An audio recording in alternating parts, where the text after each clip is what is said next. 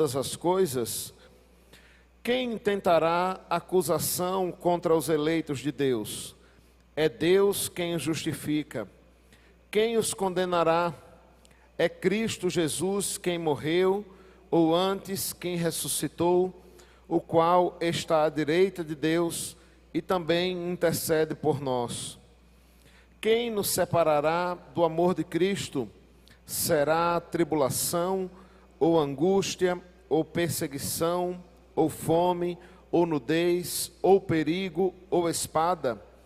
Como está escrito: por amor de ti somos entregues à morte o dia todo, e fomos considerados como ovelhas para o matadouro.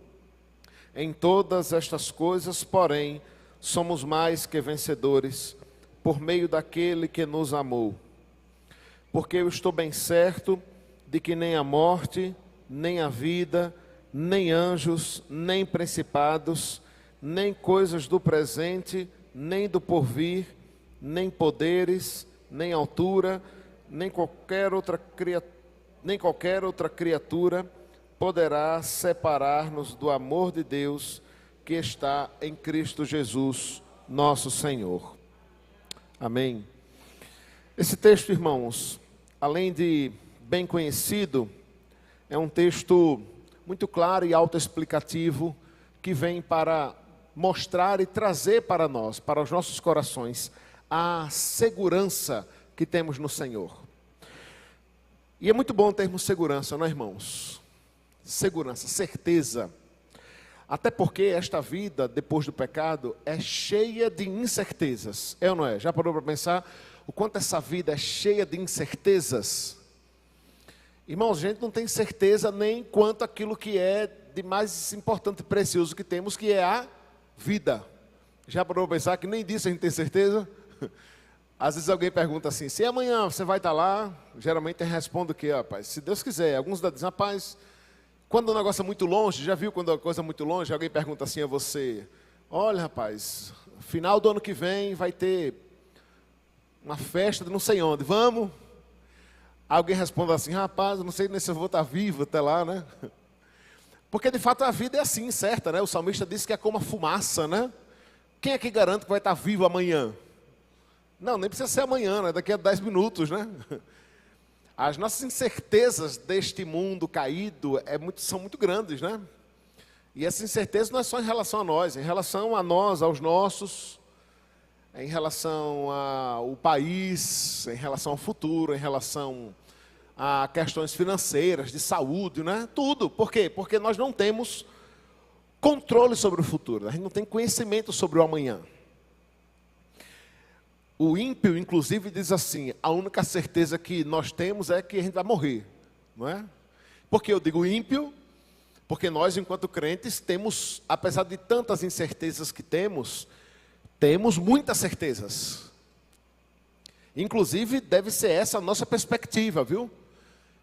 Porque se você olhar para a vida apenas diante das incertezas, você vai ter uma vida dominada pelo medo, pela preocupação, pela ansiedade, pela angústia.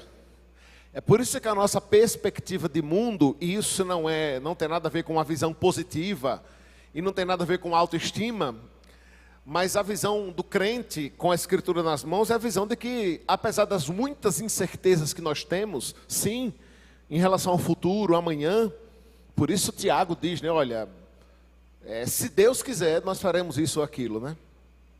Nós também temos muitas certezas, irmãos. Temos muitas certezas, muitas convicções, não é? Temos convicção de que existe um Deus, não é isso?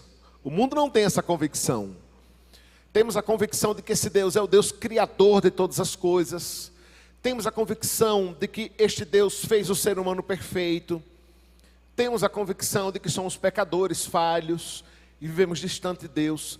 Também temos a convicção de que esta falha e este pecado não nos condena eternamente, porque temos a convicção de Cristo e de tudo que Cristo representa, não é isso? Então tudo aquilo que a Bíblia nos apresenta como certeza, algumas dessas certezas já provadas ao longo da história, vistas ao longo da história, outras, sim, é uma certeza com base na fé, É possível ter certeza com base na fé? É. E é isso que é fé, né? É ter certeza naquilo que nós não cremos, naquilo que nós não vemos, né? E ainda assim cremos. Mas, irmãos, esse texto fala sobre uma certeza. Uma certeza a qual nós devemos nos assegurar desesperadamente.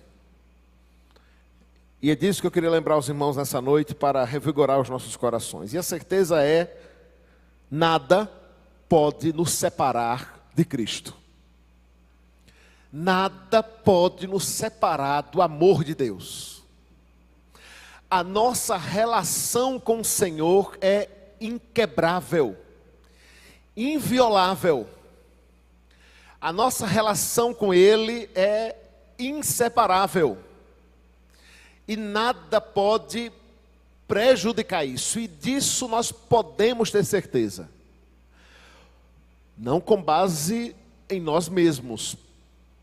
Porque bem sabemos, né, como crentes que somos há algum tempo, que se essa relação nossa com Deus dependesse de nós, certamente não haveria mais relação.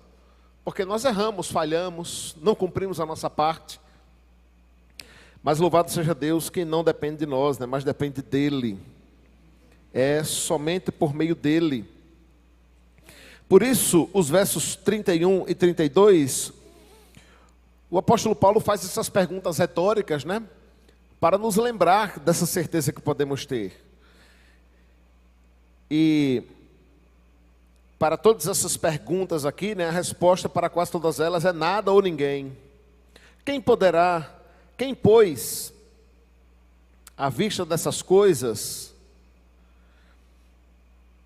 poderá se levantar contra nós?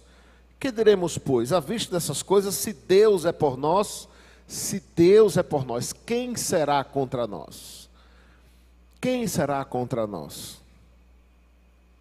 Lembre-se que isso aqui não se aplica. Aqui o assunto central, irmãos, aqui é a nossa comunhão com Deus, tá? É a nossa comunhão com Cristo. É a nossa comunhão com o Senhor. Esse versículo às vezes é usado de modo triunfalista diante de algumas coisas, né? Aí vai lá o político que se diz cristão. Aí está lá na eleição. Aí ele diz assim: se Deus é por nós, quem será contra nós? Não, irmão, isso não tem nada a ver com sua campanha. Se Deus é por nós, quem será contra nós? Olha só, irmãos. Se Deus é por nós, quem será contra nós? Diretamente falando, não tem nada a ver com a campanha política, com a causa na justiça, com a luta contra a doença terminal, com a demissão em massa lá na sua empresa. Deus pode continuar sendo por você, continuará sendo por você, e ainda assim você pode morrer daquela doença, você pode perder o emprego, você pode perder a eleição e perder a causa na justiça. Por quê? Porque a essência do texto aqui não está falando de vitórias terrenas, passageiras, materiais. O assunto e o tema central é aqui, é a sua comunhão com Cristo. Inclusive, na lista final aqui, que quando ele vai dizer, isso fica tão claro, né? Porque na lista final aqui, quando ele vai dizer, olha, porque nem a morte, nem a vida, nem principados, nem potestades, nem coisa do presente, nem do porvir, nem altura, nem profundidade. A ideia aqui é, vocês podem passar por tudo isso aqui. Tudo isso aqui pode se levantar contra você. Você pode enfrentar todas essas coisas aqui. Mas nada vai lhe separar do amor de Deus. Porque no máximo o que pode acontecer é nós morrermos. O que já concretiza essa união. Estaremos com o Senhor. Estaremos com Ele. E esta é a certeza que podemos ter. É por isso que neste sentido, nenhuma acusação e nenhuma condenação podem permanecer de pé contra nós. Por isso ele diz no verso 33, acompanhe comigo: quem intentará acusação contra os eleitos de Deus? O povo usa isso aqui também, né, de modo muito equivocado, né? O indivíduo está sendo alvo de fofoca, de calúnia, de difamação. Quem se levantar contra os eleitos de Deus? Vive se levantando gente contra os eleitos de Deus. Ao longo da história do cristianismo, o mundo, Satanás, o Estado, as autoridades se levantam contra os eleitos de Deus. O povo se levanta mesmo e vai continuar se levantando. O texto aqui não é uma promessa de quem contra irá se levantar contra os eleitos de Deus. Aqui é no sentido de que acusação podem fazer para separar, para arrancar a salvação de alguém? Nenhuma. Nenhuma. Porque o único que pode nos condenar é aquele que nos salvou, que é o Senhor. E que é aquele que conhece todas as nossas falhas, as nossas mazelas, os nossos erros e os motivos para nos condenar. Mas se Ele não nos condenou, quem nos condenará? Quem nos condenará? Por isso ele diz, olha, verso 34, acompanhe comigo aí. É Cristo Jesus quem morreu e quem ressuscitou por eles, o qual está à direita de Deus e intercede por nós. Logo, se nada pode nos acusar, se ninguém pode nos condenar, quem pode nos separar do amor de Cristo? O que pode nos separar do amor de Cristo? Nada. Esse texto, irmãos, é um texto sobre a certeza que podemos ter da salvação. Da salvação. É tão triste saber que boa parte dos crentes, eu não sei se você sabe disso, mas essa é a verdade, essa é a realidade. Boa parte dos crentes, até porque isso não é ensinado, ou isso é ensinado como um erro, como um equívoco, até como uma heresia. Para muitos cristãos, irmãos, ter certeza da salvação e dizer, sim, eu tenho certeza que se eu morrer hoje, eu vou para o céu. Para alguns chega a ser uma heresia.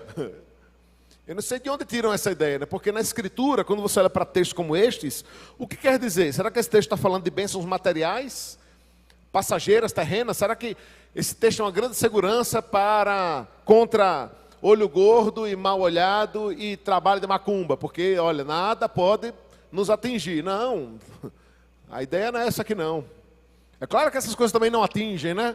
Mas o ponto é, nada pode nos separar do amor de Deus. E essa é a certeza que nós podemos ter. E isso deve ser um motivo de nos alegrarmos e alegrarmos o nosso coração. Por isso Paulo conclui, né, dizendo que eu estou bem certo de que nem a morte nem a vida, nem os anjos nem os principados, nem as coisas do presente, nem as coisas do porvir, nem poderes, nem altura, nem profundidade, nem qualquer outra criatura poderá separar-nos do amor de Deus que está em Jesus Cristo, nosso Senhor. Perceba que Paulo começa tratando das coisas terrenas aqui, das coisas materiais, dos homens que de fato podem se levantar contra nós. Por isso ele fala nem a morte nem a vida. Depois Paulo passa para os elementos espirituais, né, ou sobrenaturais, né? Nem anjos, nem principados. Depois Paulo vai falar de como essa nossa salvação e segurança que temos nele é atemporal, independe do tempo. Por isso ele diz, nem as coisas do presente, nem as coisas do porvir, nem poderes, nem altura, nem profundidade, nem qualquer outra criatura poderá separar-nos do amor de Deus que está em Cristo Jesus, o nosso Senhor. E por que podemos ter essa certeza, irmãos, da salvação? Porque podemos ter a certeza de que, de fato, Ele tem cuidado de nós e Ele quem nos assegura. Porque foi Deus quem derramou este amor para conosco. Foi Deus quem derramou este amor para conosco, nos garantindo esta certeza por meio da obra de Jesus Cristo. E é a obra de Jesus Cristo que nos garante a convicção de que estamos guardados por Ele, pelo amor dEle. É por isso que nada de fato pode nos separar do amor de Deus que está em Cristo Jesus, o nosso Senhor. Aí talvez você se pergunte assim, mas pastor, e como ficam aqueles até narrados e citados na parábola do semeador, que, por exemplo, como diz aqui o verso 35, se deixam separar do amor de Deus pela tribulação, pela angústia, pela perseguição, pela fome, pela nudez perigo ou espada. O verso 35 tem uma relação direta com os sofrimentos que nós podemos passar nesta vida. Os sofrimentos que o servo de Deus pode enfrentar, tem enfrentado e certamente enfrentará na sua história, na sua caminhada com Deus. Gente que mesmo caminhando com o Senhor, passa por tribulação. Tribulação. Passa por momentos de angústia, de profunda tristeza, de lamento, de perseguição, de fome, de nudez. A nudez aqui é uma representação por uma escassez de tudo, né? É alguém que está sujeito a perder até a roupa do corpo, a roupa que veste, né? De tamanho nível de pobreza, né? Tamanho é o nível de pobreza. Ou perigo, ou a espada aqui é a morte, né? A própria morte. Então, diz o texto que, verso 36, acompanhe comigo: por amor de ti somos entregues à morte o dia todo e fomos considerados como ovelhas para o matadouro.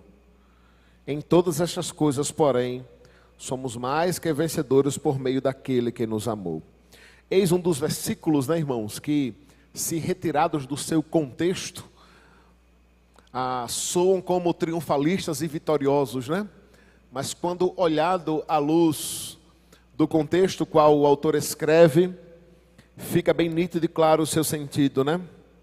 Porque em todas as coisas somos mais que vencedores. Essa é uma frase muito dita, né, entre os cristãos. Nós somos mais que vencedores.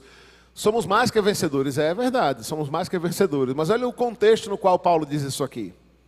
Somos mais que vencedores porque a gente pode até ser enviado como uma ovelha para o matadouro. Passar angústia, tribulação, perseguição, fome, nudez e ser até morto.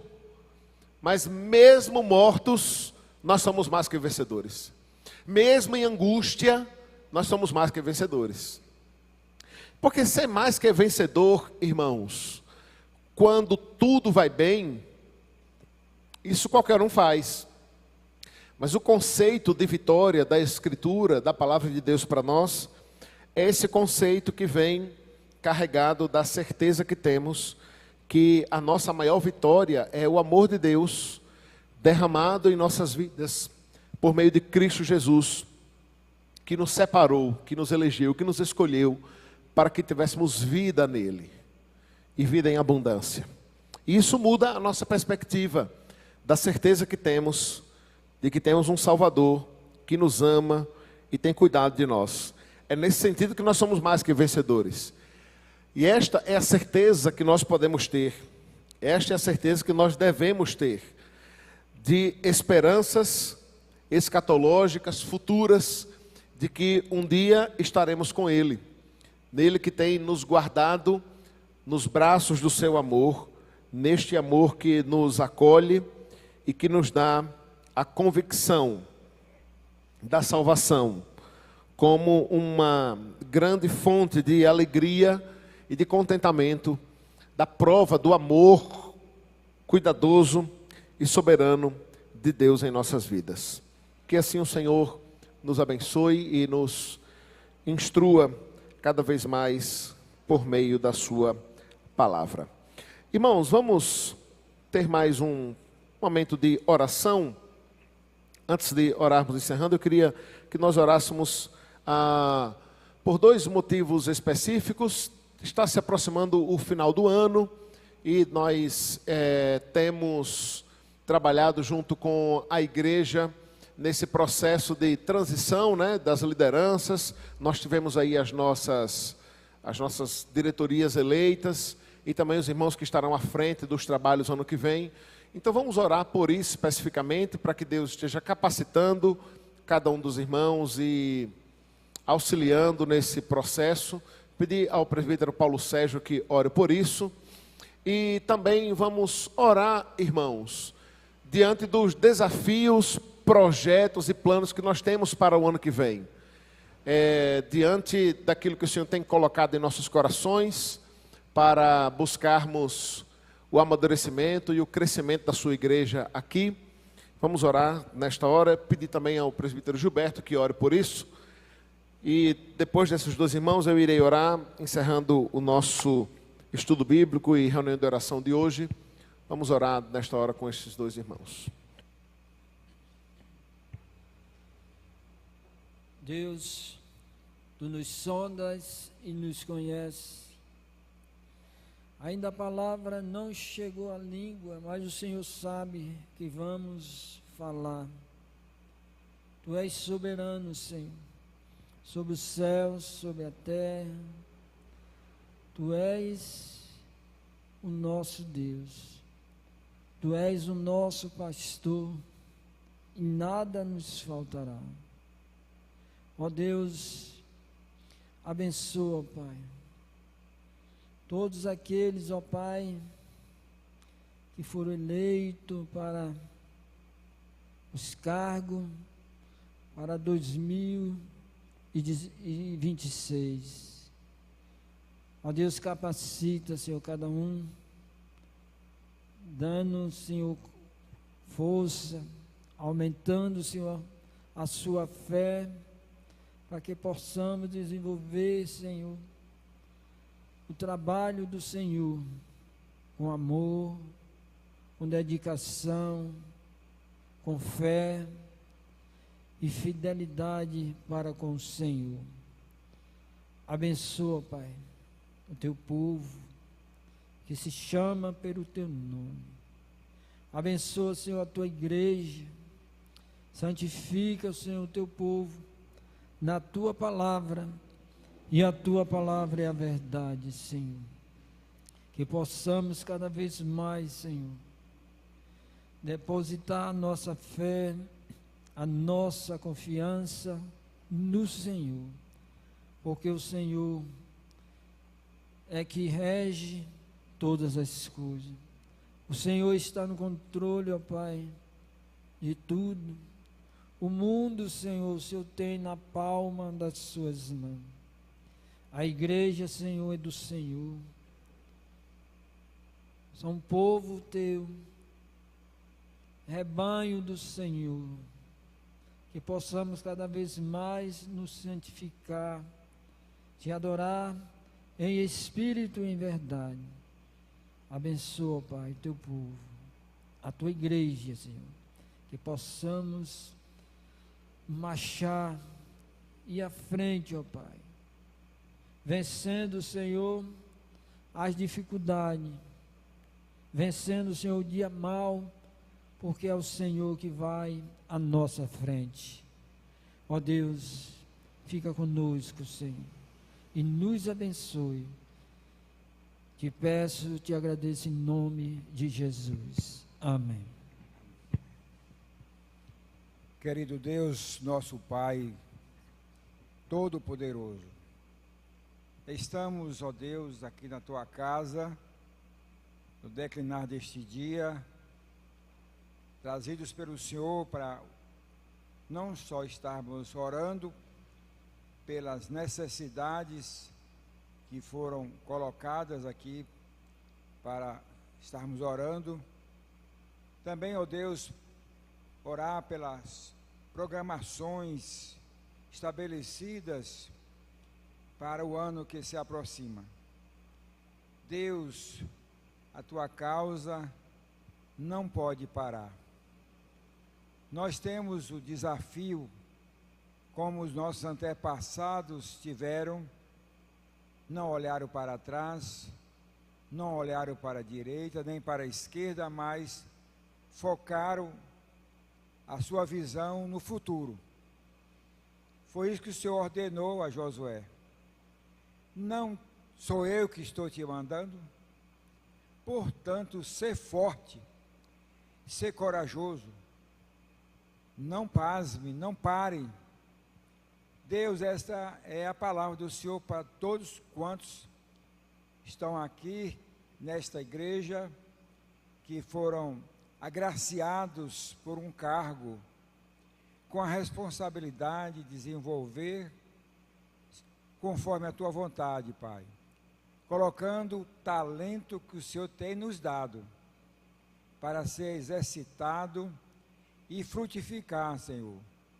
O Senhor não aceita talento enterrado. Não é isso que nós vemos na tua palavra para os teus servos, como uma compensação que vale a pena enterrar. Não. Mas o Senhor quer que desenvolvamos, sabendo que não está servindo a homens, mas ao Senhor.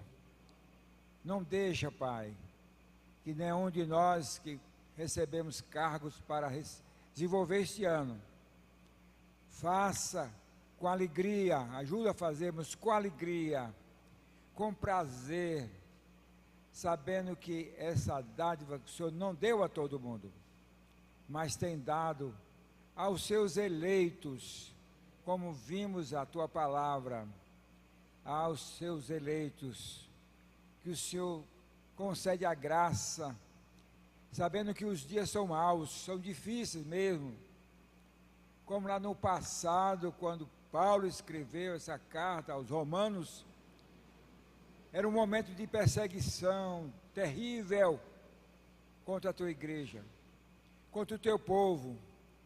Muitos saíam, mas não sabiam se retornavam à sua casa.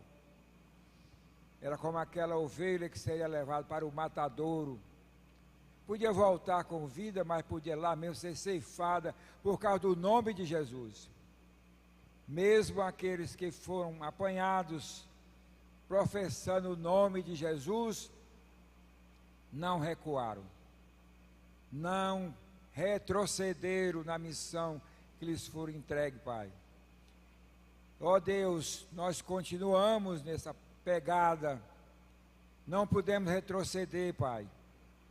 Não podemos nos acovardar, porque o Senhor disse que os covardes não entrarão no reino dos céus. O Senhor não aceita covardes, porque temos um grande general. Esse general está à nossa frente, vencedor, e venceu todas as batalhas, aquelas que aos nossos olhos eram impossíveis serem vencidas, mas ele venceu. E ele disse: assim como eu venci, vós vencereis também. Por isso ajuda a olharmos para aquele que suportou a cruz em nosso lugar, foi substituído por um malfeitor, ainda assim continuou com a sua fronte erguida e dizendo: Pai, perdoa-lhes porque não sabem o que estão fazendo. Deus eterno, assim nos ajuda, Pai, a estarmos fazendo aquela obra que o Senhor nos confiou durante o exercício que se aproxima, com alegria no coração, com prazer, sem murmuração, porque o Senhor não aceita os murmuradores, mas aceita aqueles que fazem com alegria, sabendo que está fazendo para o Senhor. Assim abençoa, Pai, cada cargo que foi já colocado à disposição dos irmãos deste ano. Abençoa a saúde de cada um. Dá-lhes, ó Deus, a capacitação para fazer realmente como o Senhor merece, com excelência, Pai. Este é o alvo. E ajuda, ó Deus, a tua igreja a crescer na tua graça, no teu conhecimento cada vez mais, e também números de membros, ó Deus, que venham para somar, para estender as mãos e somar nesta obra, nessa missão. Assim abençoa, Pai, perdoando os nossos pecados, nossas fraquezas, são muitas, mas com o Senhor nós somos mais do que vencedores. Obrigado, Jesus. Louvado seja o teu nome por isso, agradecemos por tudo, pela tua palavra que foi exposta, que vem para nos trazer ânimo, alegria e prazer. Nós te louvamos em nome de Jesus. Amém. Amém. Fiquemos de pé, irmãos. Vamos orar encerrando o nosso estudo bíblico dessa noite. Senhor, muito obrigado por esta noite e pela oportunidade que temos de estar em tua presença e em tua casa. Abençoe, Deus, a vida de cada um dos nossos irmãos. Ó Deus, no retorno para casa, que o Senhor nos proteja e guarde onde quer que estejamos, dando-nos uma noite de paz, renovando as nossas forças, Deus, e mantendo-nos fiéis e firmes na rocha que é Cristo. Em nome de Jesus, amém. Vão em paz, irmãos, que Deus os abençoe.